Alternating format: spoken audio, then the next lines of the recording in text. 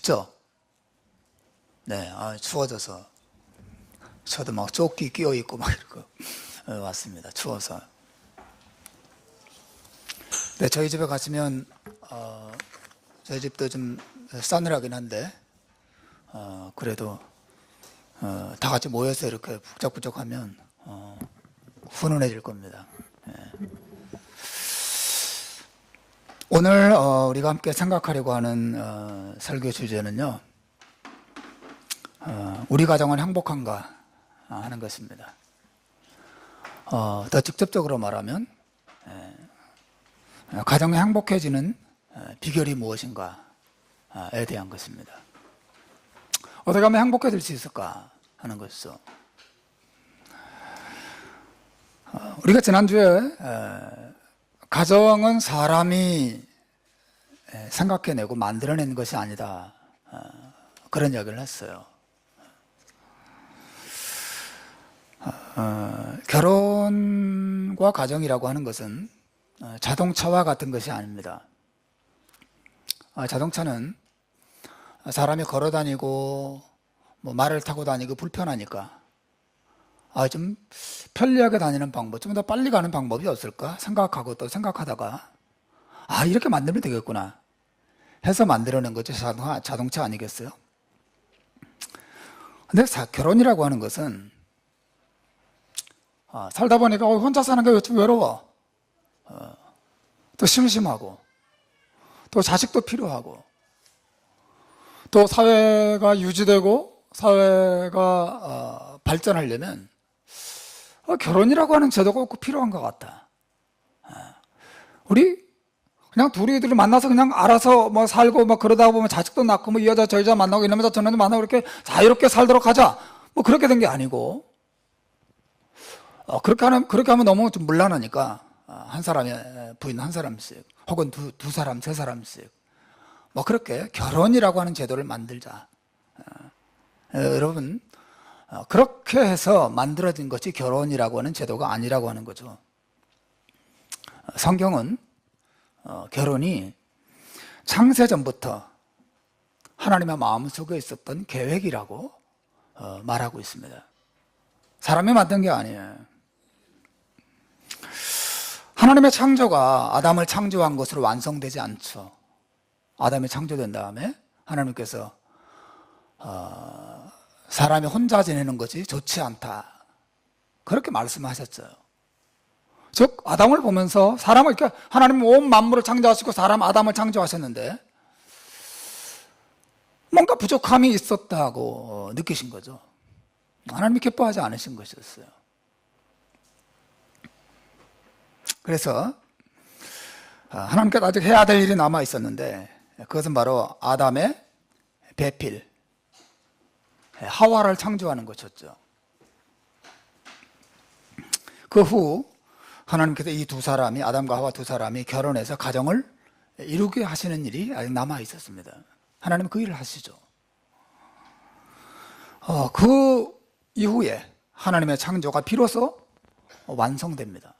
하나님의 창조의 완성은 결혼으로 이루어지고 있고 가정을 만드시는 것으로 창조의 완성이 이루어진 것이었다는 사실을 여러분 생각해 보셔야 됩니다. 결혼을, 그리고 가정을 하나님 얼마나 귀하게 여기셨는가 하는 것이 성경의 아주 중요한 교훈이에요. 여러분, 이 사실은 우리에게 행복한 가정이 어떤 가정인가를 알아내게 하는 실마리를 제공해 줘요. 여러분, 행복한 가정은 어떤 가정인가요?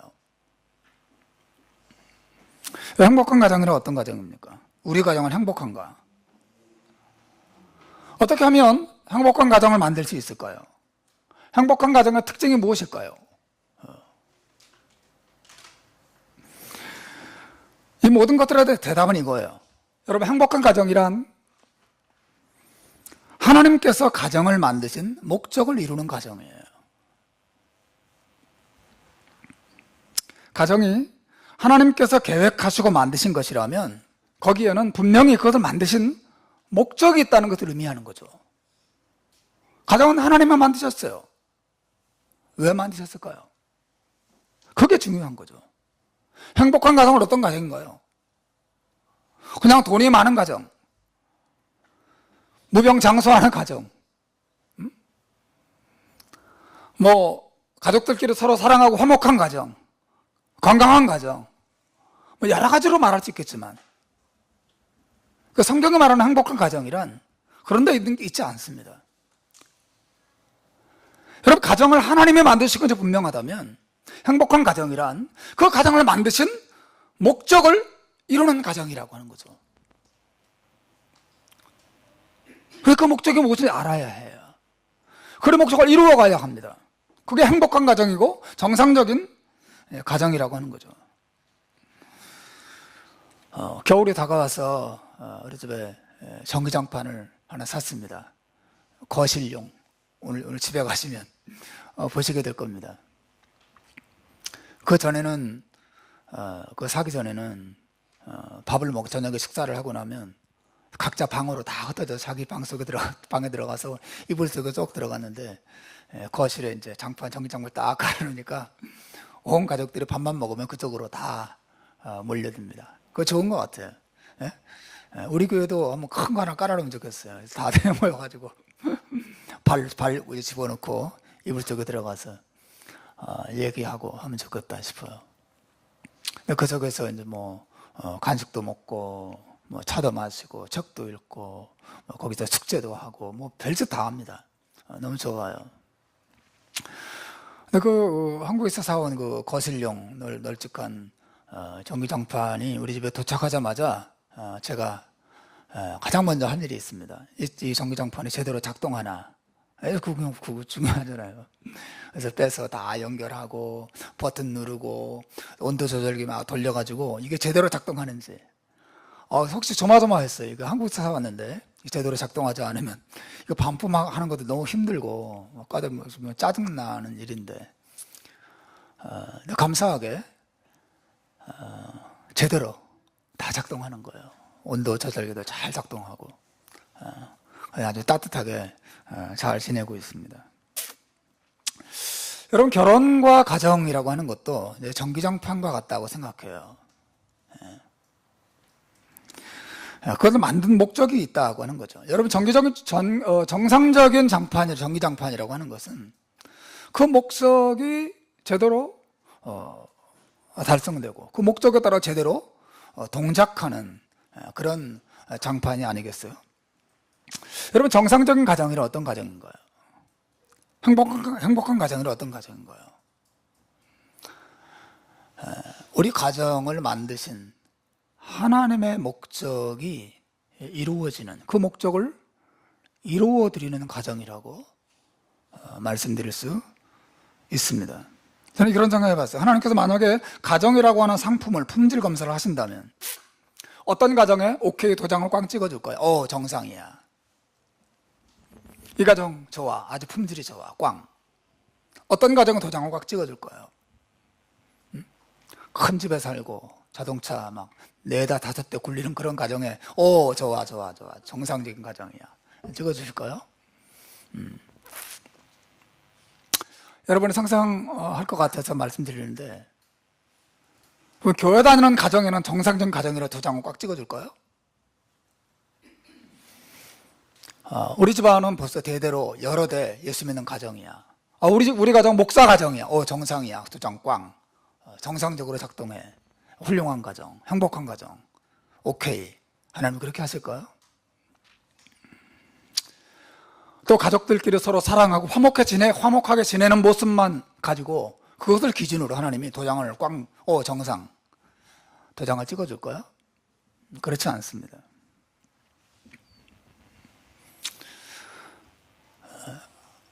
아무리 아름다운 모습을 가져도, 아무리 교회를 다니고, 아무리 신앙생활 열심히 하는 그런 가정이라 하더라도 그 가정이 하나님이 그 가정을 만드시는 목적을 드러내서 보여주지 않는 가정이라면 정상적인 가정으로 인정받을 수가 없다고 하는 것이죠. 여러분 생각하셔야 됩니다. 자, 그러면 그 목적이란 무엇일까요? 하나님께서 가정을 만드신 목적이 뭘까요? 오늘 성경은 무엇을 말하고 있습니까?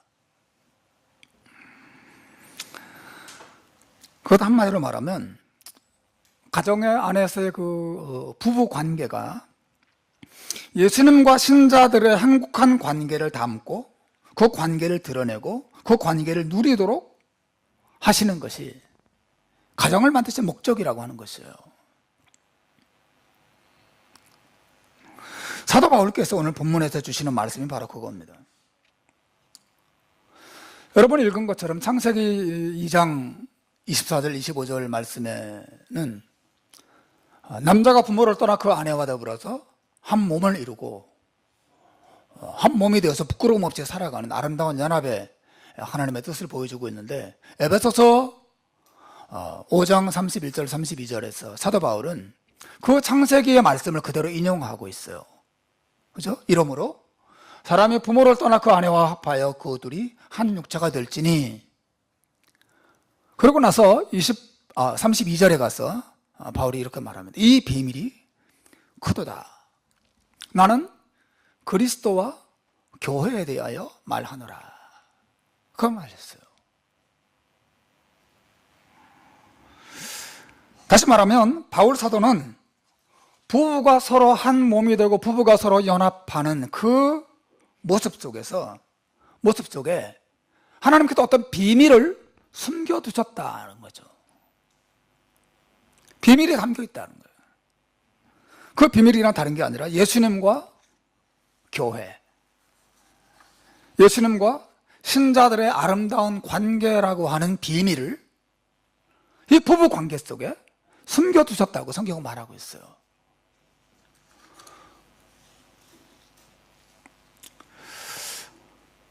여러 해 전에 이탈리아 피렌체의 베키오 궁전에 있는 한 유명한 그림 속에서 레오나르도 다빈치의 그림이 함께 발견됐다라고 하는 기사가 떴어요.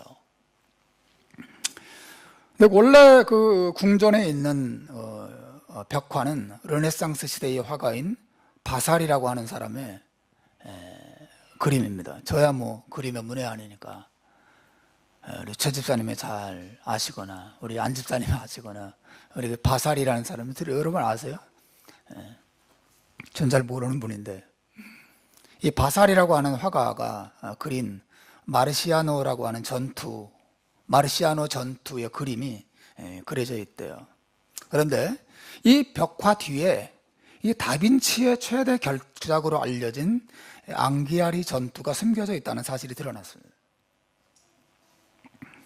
오랫동안 이 다빈치 작품을 연구하고 추적해오는 미국의 한 박사가 이 바사리 벽화에 아주 작은 구멍을 뚫고 그 속으로 내시경 같은, 레이저와 내시경 같은 어떤 그걸 집어넣어가지고 그 속을 관찰을 했는데, 놀랍게도 그 속에 다빈치의 그림이 숨겨져 있었다고 하는 거죠. 대박이 난 거죠. 근데 문제는 바사리의 그 벽화를 부숴야 그 다빈치의 벽화를 드러낼 수 있다는데 막 서로 갑론을박하고 있다고 합니다. 아무리 다빈치의 걸작이 중요하지만 바사리 벽화를 부수느냐 마냐 가지고 근데 놀랍게도 여러분 이 바사리라고 하는 사람의 벽화 뒤에 다빈치의 그림이 숨겨져 있고 가려져 있었다고 하는 거죠. 저는 이 본문을 읽으면 오늘 그 바울 사도가 에베소 5장에서 말한 이 비밀이 크도다. 나는 그리스도와 교회에 대하여 말한다. 이 말씀 속에서 이 기사가 생각이 났어요. 하나님께서도 가정이라고 하는 그림 안에 예수님과 신자들의 아름다운 관계를 보여주는 그림을 함께 숨겨두셨다고 하는 거죠.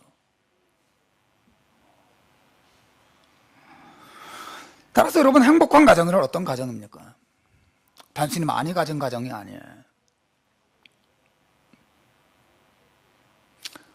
단순히 뭐 웃고 떠들고 즐겁고 놀러 다니고 화목하게 맛있는 거 먹으러 다니고 하는 그런 가정이 행복한 가정이라고 말하지 않습니다. 성경은 그 가정이 예수님과 신자들의 관계를 닮은 가정이어야 그 가정이 하나님께서 기뻐하시는 아름다운 가정이라고 말할 수 있다. 행복한 가정이라고 말할 수 있다는 것입니다. 여러분, 행복한 가정의 비결은 따라서 부부관계 속에 예수님과 신자의 관계를 많이 반영하고 적용하고 드러내는 가정이에요.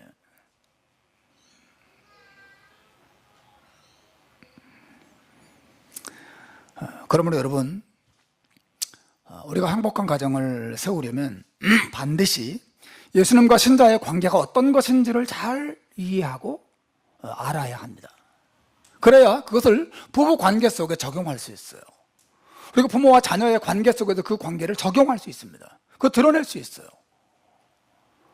남편과 아내의 사랑은 마치 예수님과 신자들 사이의 사랑과 같은 그 그림을 보여주는,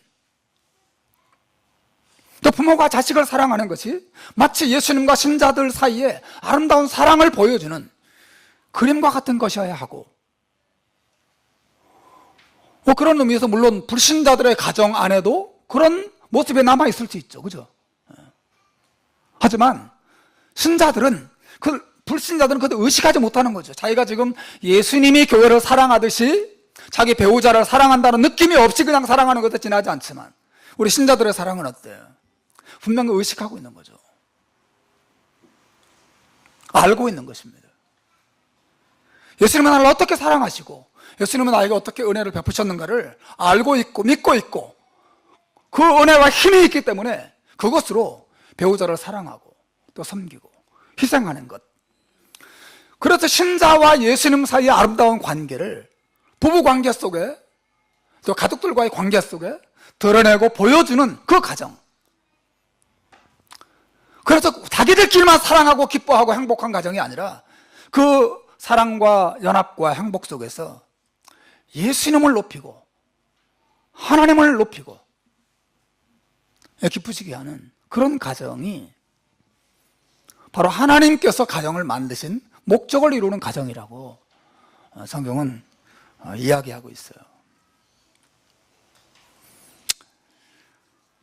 여러분, 예수님과 우리 신자의 아름다운 관계가 어떤 관계인가를 잘 보여주는 성경 구절이 있다고 봅니다.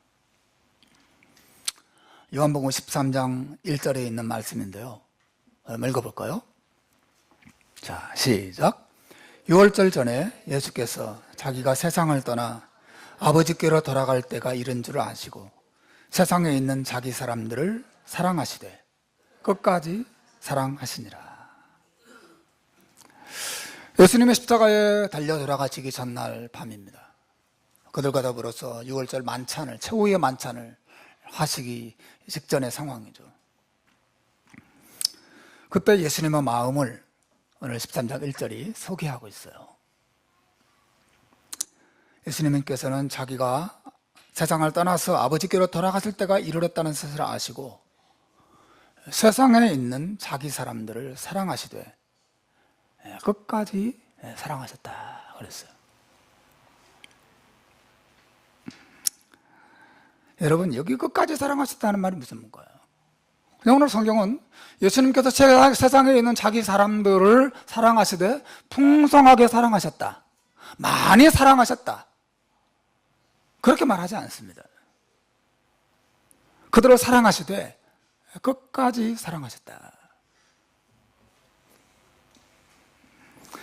이 끝까지 사랑하셨다는 것은 변함없이 사랑하셨다 하는 뜻이죠.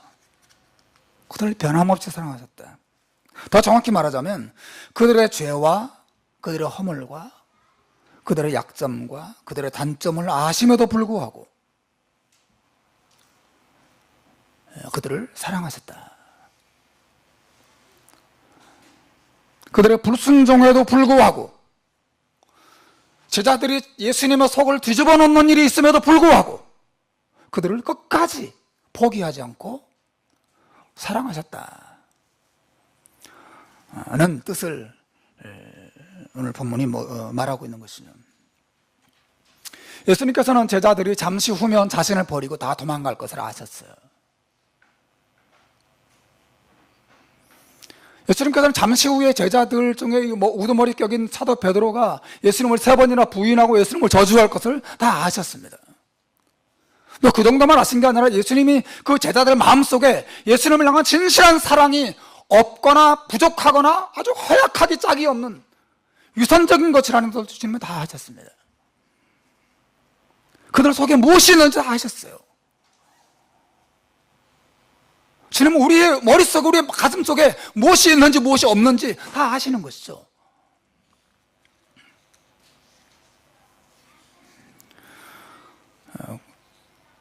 오늘 성경에서 예수님의 사랑, 우리를 향한, 우리 신자들을 향한, 제자들을 향한 사랑이 어떻다고 말합니까? 그 모든 것들이 있음에도 불구하고, 다 하심에도 불구하고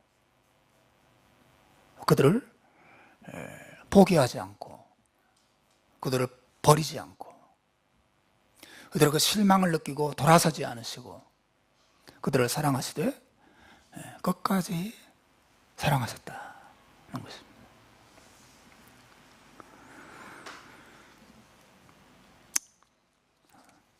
왜 예수님이 제자들을 그렇게 끝까지 변함없이 신실하게 사랑하셨을까요?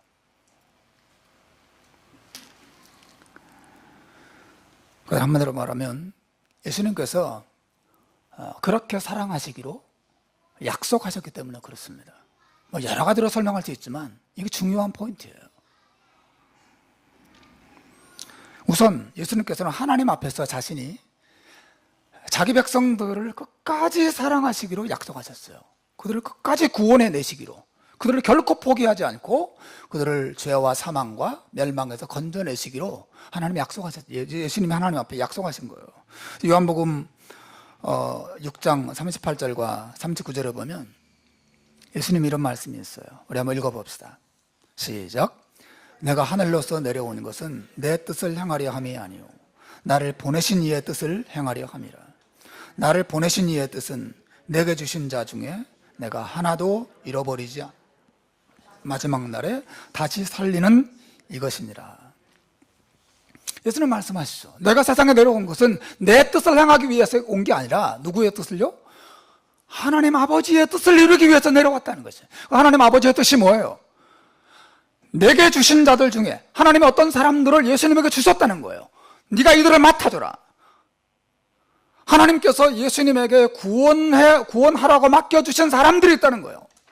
그 사람들 중에 한 사람도 잃어버리지 않고 마지막 날에 다 살려내는 것, 다 구원해내는 것, 다 천국의 영광에 들어가게 하시는 것이죠. 내가 세상에 온 것은 그 뜻을 이루기 위해서 왔다는 거죠. 그 아버지의 뜻. 그래서 뭘 말합니까? 예수님과 하나님 사이에, 예수님의 세상에 오시기 전에 이 하나님의 뜻을 이루는 문제를 놓고 대화를 나누셨다는 것을 의미하는 거예요. 내가 이 백성들을 너에게 맡긴다. 네가 이들을 위해서 세상에 내려가서 십자가에 피 흘려 죽고 그 피로 그들을 용서하고 그들을 구원해라. 내가 할 수 있겠냐? 네, 아버지. 제가 그 일을 하겠습니다. 제가 그 뜻을 이루어 드리겠습니다. 제가 그 뜻대로 나를 드리겠습니다. 예수님께서 하나님 아버지의 뜻을 받아들이고 자발적으로 기쁨으로 세상에 내려오신 것이죠. 여러분, 제가 무엇을 말하고 있습니까? 예수님께서 왜 세상에 있는 자기 사람들을 끝까지 사랑하실까요? 그냥 그들이 불쌍해서인가요, 단순히? 그들을 돕고 싶어서일까요? 근데 그 정도가 아니에요. 더 중요한 이유가 있습니다. 하나님 앞에서 그들을 사랑하고 그들을 구원하기로 맹세하셨고 약속하셨기 때문에 그 하나님 아버지의 뜻을 이루어드리기 위해서 예수님의 자기를 끝까지 내어주시고 그들을 포기하지 않고 그들을 위해 자기 생명을 십자가에 주시기를 기뻐하신 것이죠. 예수님께서 겟세마네 동산에서 마지막 날 기도하실 때 아버지여 할만하시거든 이 잔을 내게서 지나가게 하옵소서. 그러나 내 뜻대로 마옵시고 아버지의 뜻이 이루어지기를 바랍니다. 기도하셨죠. 아버지의 뜻이 있었던 거죠. 하나님 아버지의 뜻을 받아들였고 그 뜻을 이루어 드리겠다고 약속하신 것이 있는 거죠. 우리 주님은 그 약속을 위해서 자신을 내어주신 거예요. 세상에 있는 자기 사람들을 사랑하시되 그들이 성실하지 않음에도 불구하고 그들이 죄인과 죄와 더러움과 불순종으로 가득 차 있음에도 불구하고 우리 주님께서 그들을 사랑하시되 그들을 포기할 수 없이 그들을 끝까지 사랑하시고 구원해내신 것이죠. 이 약속은 예수님께서 하나님 아버지께만 드린 거 아니에요. 예수님 자신을 믿는 자기 백성들에게도 약속해 주신 거예요. 요한복음 11장 25절과 26절에 보면 예수님의 또 다른 약속이 있어요. 너무나 유명한 약속이죠. 우리 한번 읽어봅시다. 시작. 예수께서 이르시되 나는 부활이요 생명이니 나를 믿는 자는 죽어도 살겠고 무릇 살아서 나를 믿는 자는 영원히 죽지 않을 것이다. 이것을 내가 믿느냐. 무슨 말입니까? 여러 가지 그 뜻이 이 본문 안에 들어있지만 이 말은 예수님께서 자기를 믿는 자들을 결코 멸망에 떨어지지 않고 그들을 영원한 생명으로 구원하시겠다고 하는 약속을 보여주는 것입니다. 무릇 나를 믿는 자는 영원히 죽지 않을 것이다. 내가 그들의 생명과 그들의 구원을 보장하겠다고 약속해 주신 것이죠. 여러분, 예수님께서 세상에 있는 자기 백성들, 세상에 있는 저와 여러분들을 왜 끝까지 포기하지 않고 사랑하시고 붙잡아 주시고 인도하시고 보호하시나요? 왜 그런가요? 그 구원을, 그 보호를, 그 축복을 하나님 아버지께도 약속하셨고 우리에게도 약속하셨어요. 여러분, 그 약속 믿고 여러분 예수 믿을 줄 믿습니다. 예수님, 제가 예수님 의지합니다. 예수님 외에는 아니 구원의 그 희망이 없습니다. 예수님의 영원한 사랑과 영원한 용서를 의지합니다. 이 약속을 믿고 우리가 예수를 믿는 거죠.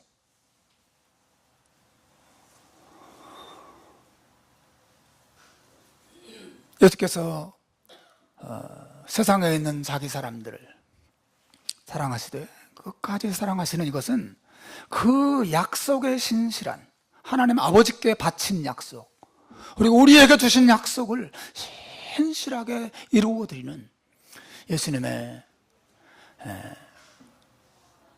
언약적인 사랑, 언약적인 희생을 보여주는 것이에요. 단순한 사랑과 동정에서 나오는 열심이 아니에요. 무슨 말인지 아시겠어요? 사랑하니까, 그렇게 하고 싶으니까, 그냥 동정심 때문에, 불쌍하니까, 도움이 필요하잖아, 좀 도와줘야지, 그 정도가 아닌 것입니다. 예수님은 하나님 앞에 영원한 약속을 하셨어요. 그리고 우리에게도 나를 믿는 자는 영원히 멸망치 않을 것이라는 약속을 주셨어요. 그리고 그 약속을 이루기 위해서 예수님은 충성을 다하시고 신실하게 약속을 지키시는 분이죠.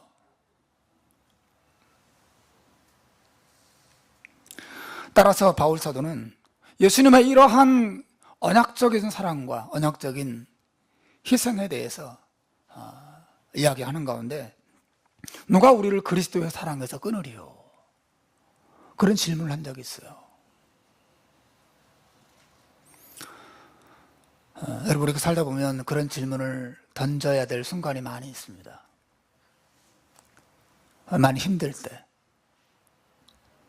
그래서 죽을 것 같고 망할 것 같을 때, 인생이 너무 불안할 때 우리 이 질문을 던져봐야 됩니다. 누가 나를 그리스도의 사랑에서 끊으리요? 누가 우리를 그리스도의 사랑에서 끊을 수 있는가? 끊을 수 있다는 게 있다는 거예요, 없다는 거예요? 당연히 없다는 거죠.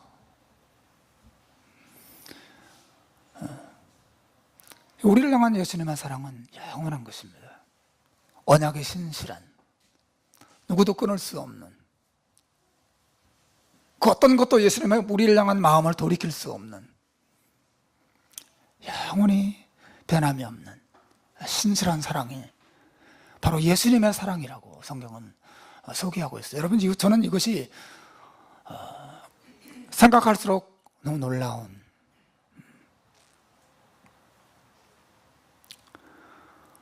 특히 내 안에 들어있는 수많은 죄와 허물과 불순종과 완고함과 어리석음과 오물로 가득 찬 그런 내 모습에도 불구하고 나를 향한 예수님의 마음이 돌아서지 않는다는 게, 이게 너무 놀라운 거예요. 너무 놀라운 것이죠. 그걸 두려워할 필요가 없다는 게 얼마나 놀라운지 모르겠어요.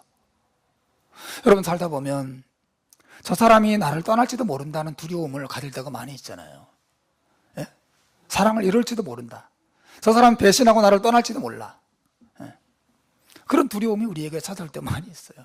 저 우스갯소리로 남자들이 50이 넘으면 이사 갈 때 제일 무서워한다 그러잖아요. 불이 두고 갈까 봐. 그래서 트럭에 타고 미리 타고 문 딱 잠가놓고 딱 기다린다고 하지 않습니까? 나를 버리고 오면 어떡하나.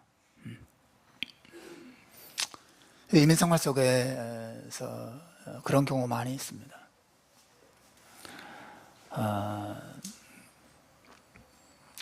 최근에 여기 계시다가 한국에 돌아가신 집사님 한 분 계신데, 그분이 어떻게 우연히 다시 오셔가지고 시티에 잠깐 만났어요. 저희 부부와 함께 만났습니다.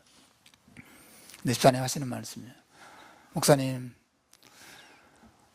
제가 호주를 떠나면서 너무 큰 충격을 받았습니다. 그래서 뭡니까? 평상시에는 그렇게 잘해준 사람들이, 그렇게 잘해주고 웃고 같이 밥 먹으러 다니고 그러던 사람들이 나 이제 한국 돌아가게 됐어, 다시는 호주 못 와 라고 말하는 순간, 그 다음부터 완전히 태도가 돌변하고, 이제 두 번 다시 못 볼 사람이라고 생각하니까 그렇게 사랑스럽고 친절하게 하던 태도가 완전히 싹 바뀌는 거를 제가 보고, 야, 이게 인간이구나, 그런 생각을 많이 했다는 거예요. 그래서 그 순간이 오니까 정말 나를 진실하게 대했던 사람과 형식적으로 어떤 이익 때문에 대했던 사람이 딱 나눠지더라는 거죠. 그런 얘기를 제가 들었습니다. 특히 이민생활을 하다 보면 이제 그런 경우를 많이 이제 겪죠.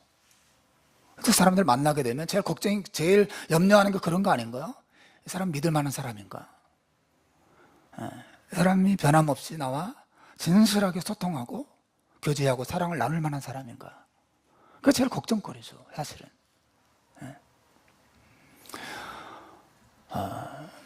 사랑하는 여러분, 그러나 여기 예수님의 사랑이 있습니다.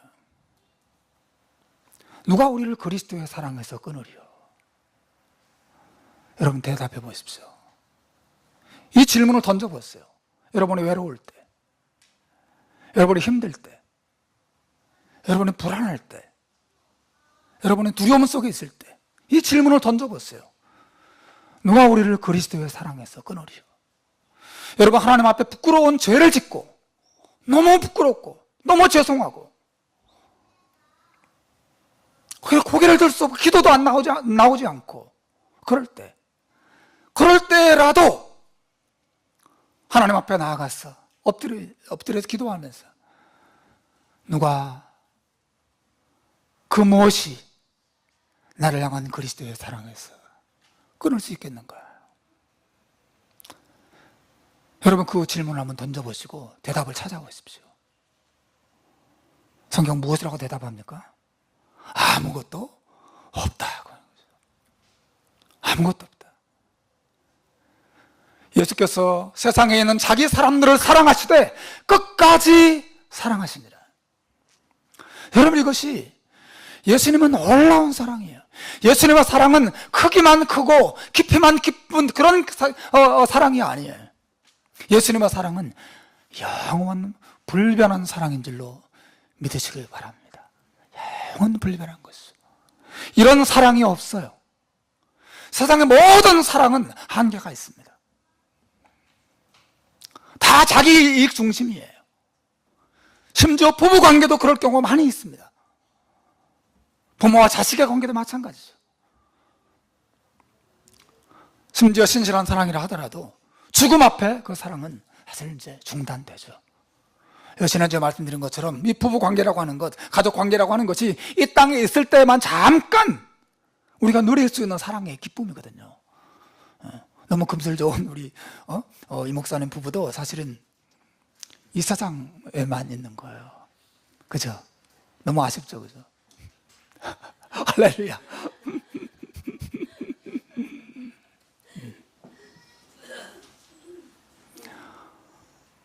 여러분, 죽음 앞에 다 이제 깨지죠. 그러나 예수님의 사랑은 어떻습니까?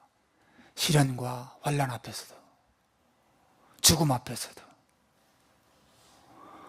우리 자신의 죄와 허물과 온갖 불순종 앞에서도 끊어지지 않는 은혜로운 사랑, 영원한 사랑, 변함없는 사랑, 조건 없는 사랑이 우리 그 예수 그리스도의 십자가의 사랑인 줄로 믿습니다.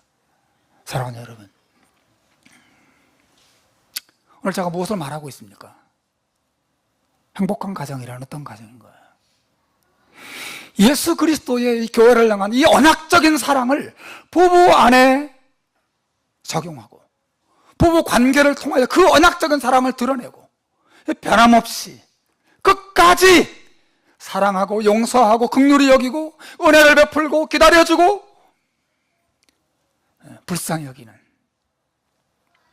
그 예수의 사랑이 부부 안에서 비록 완전하지는 않지만 계속해서 적용되고 나타나게 하는 그런 가정.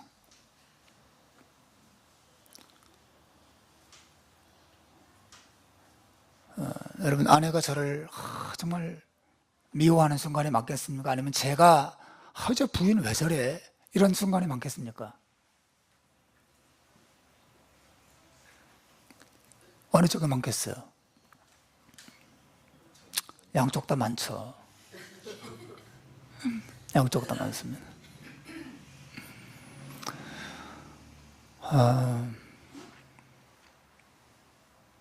네. 제 아내도 그렇고 저도 그렇고 예수님이 내게 베풀어 주신 그 용서와 은혜를 생각하는 것이 아니었으면 우리 관계가 벌써 깨졌을 겁니다. 벌써. 그리고 유지되었더라도 건강하지 않을 겁니다. 여러분, 건강한 부부관계는 단순한 사랑의 감정에 의해서만 이루어지는 게 아니에요.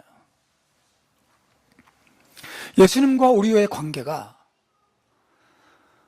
정말 우리가 예수님 앞에 마음에 드는 행동하고 순종하고 착하고 성실하고 신실하고 그래서 예수님의 마음이 막 뜨거워지고 어떻게 저런 놈이 있을까? 나 이제 사랑해줘야지. 저놈 보고 아직 내가 어떤 사람 복 줄까? 이런 마음이 들어서 우리를 변함없이 사랑하신다고 생각하세요? 그렇지 않죠. 정말 그렇지 않습니다. 우리가 너무 더럽고 추하고 불성실하고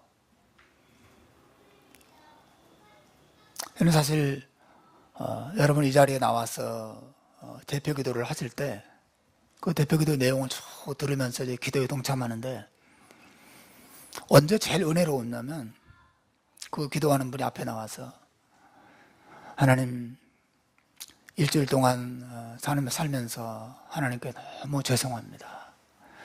너무 죄 지은 죄가 많고 우리가 너무 연약해서 하나님께 불순종하고 부끄러운 모습으로 하나님 앞에 나왔습니다. 예수님의 은혜로 우리를 용서해 주시고 우리를 받아달라고 기도할 때 저는 그 순간이 제일 가슴이 뜨거워져요. 가슴이 뜨거워지고 또 감사하고. 여러분, 예수님의 은혜가 참으로 그와 같기 때문에 우리가 그분의 은혜 앞에 날마다 나아가게 되고 기도하게 되고 힘과 용기를 얻을 수 있지 않습니까? 부부관계 안에도 이런 은혜에 의해서만 우리 부부관계가 견고해집니다. 은혜를 베풀지 않으면 부부관계는 견고해지지 않습니다.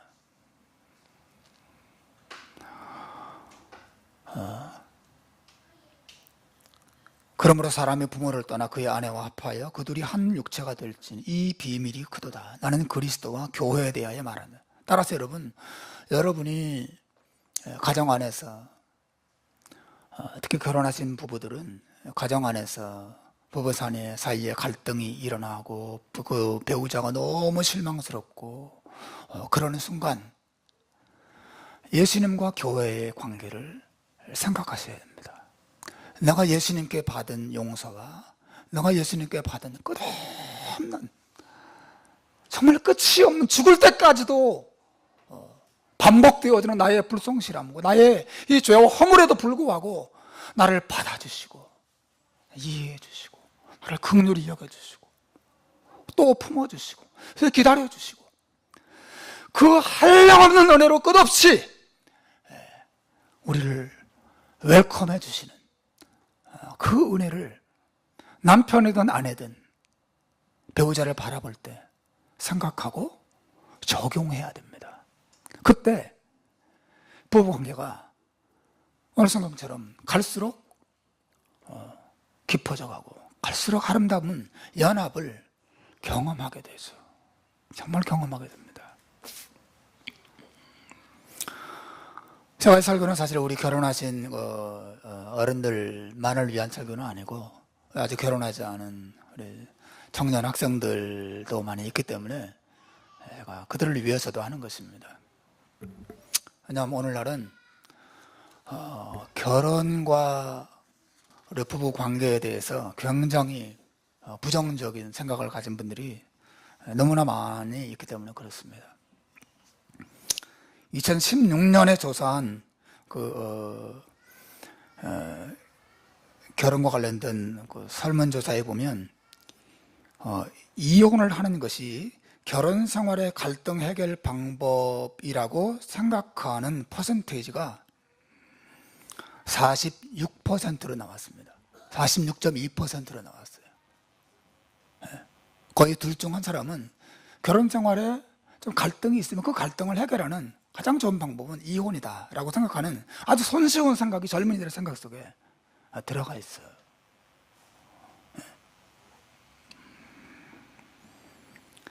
연령별로 그 찬성 비율을 보면 20대가 45.9%, 30대가 53.5%, 40대가 49.4%, 50대가 53.7%. 저 같은 50대가 제일 높아요.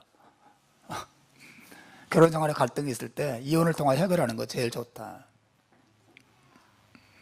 60세 이상이 37.2%로 나타났습니다.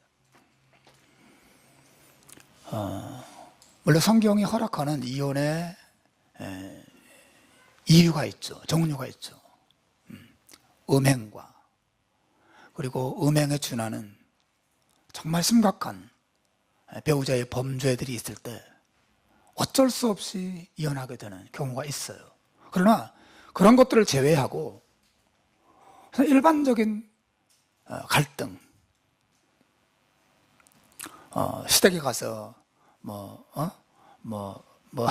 명절날 음식하다가 티격태격 해서 그냥 감정 상해서 못 살겠다. 나를 이렇게 자존심 상하게 하고 못 살겠다. 그런 것들어도 요즘 젊은이들은 쉽게 이혼합니다. 우리는 성격 차이야. 혹은 서로 감정이 식었어. 사랑하는 여러분, 최근에 여러분 보셨죠? 저와 같은 홍신대 영화 감독이 홍머식이 그 영화 감독이 지금 이혼 소송하고 있는데 그 이혼한 이유가 뭔지 아세요? 자기 딸한테 그렇게 말했어요. 얘야, 나는 엄마에 대한 사랑이 식었단다. 더 이상 엄마와 같이 살 수가 없어. 도대체 그 홍모 감독이 생각하는 사랑이라는 게 뭔가요? 로맨틱한 감정이죠. 그게 식으면 얼마든지 돌아설 수 있다고 생각하는 거지, 이 시대에. 우리 청년 학생들 생각하셔야 돼요.